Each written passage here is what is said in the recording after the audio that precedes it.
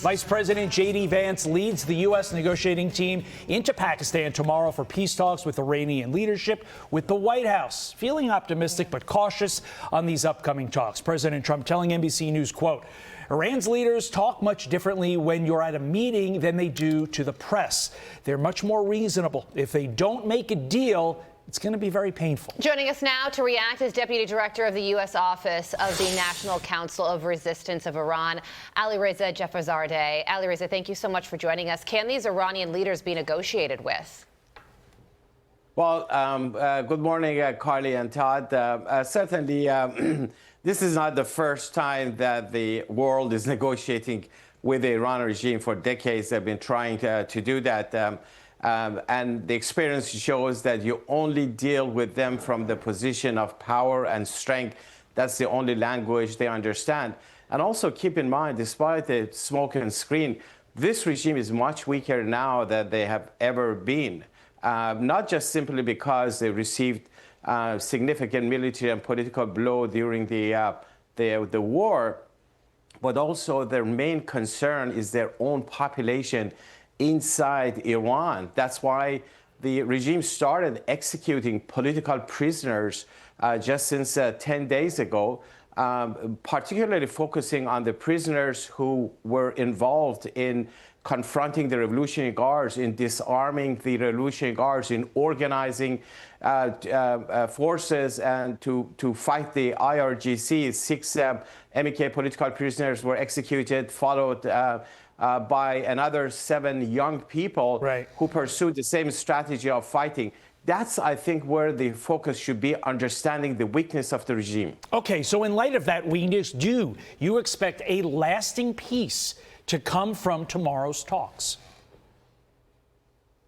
That's a stretch because, you know, nothing has changed when it comes to the nature of this regime. This is a regime that is built on terrorism, is built on developing nuclear weapons and missile program and running all of these proxies. And those policies haven't changed. And therefore, the goal of the Iranian regime from coming to the negotiating table is not to accept peace, but rather they want to buy time. They want to get off the hook and see what they can get out of it. That's why I think we should understand their approach to this and also understand their weakness internally.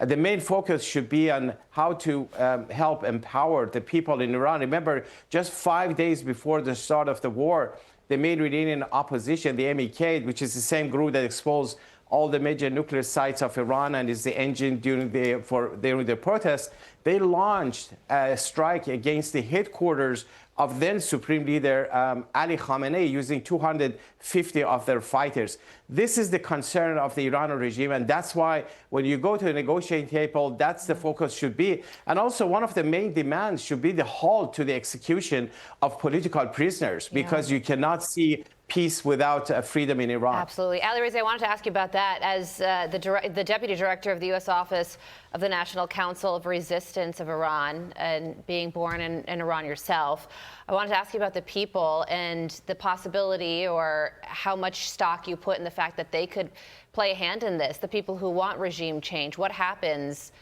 with them? Well, I think what happened, the good thing about the ceasefire, and that's why our leader, Mrs. Mariam Rajavi, who's the president-elect of the NCRI, she welcomed the ceasefire, saying that particularly this is the right decision. It avoids the targeting the civilians and infrastructure. But also, this could actually pave the way for change in Iran. Why? Because during the war, it actually put everything on hold, on freeze.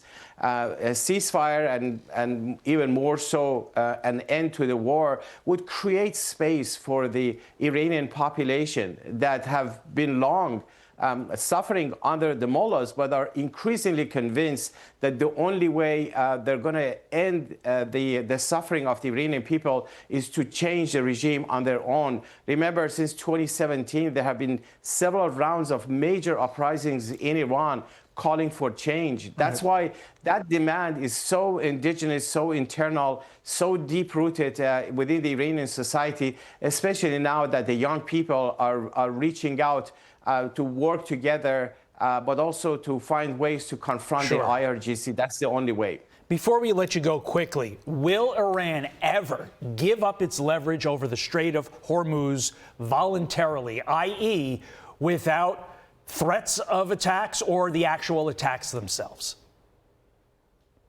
I'll tell you this. This regime is built on threatening others. The entire structure of the regime and the IRGC, the Quds Force, the whole operation, the money they spend is built on threatening others. So I can't think of any circumstances that the regime would abandon its threats when it comes to the Strait of Hormuz or anywhere else, unless they are extremely, weakened and they pay the price for it.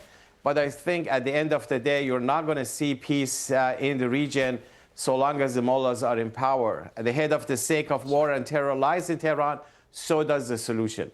And the State Department said that they're going to be facilitating peace talks between Israel and Lebanon because the Strait of Hormuz is interlinked with that fighting taking place inside Lebanon as well.